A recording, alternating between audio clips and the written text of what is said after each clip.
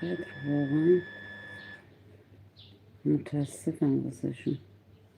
روی جعبه رو توت فرنگی خوب چیدن، زیرشو هرچی ریز و آشغاله.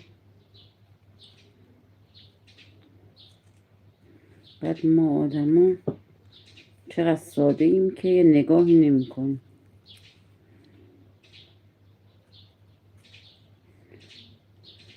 بعد همیشه میوه میخوای بخری، قشنگ زیر جعبه هم یه نگاهی بندازیم، یه زیر و روش کنید،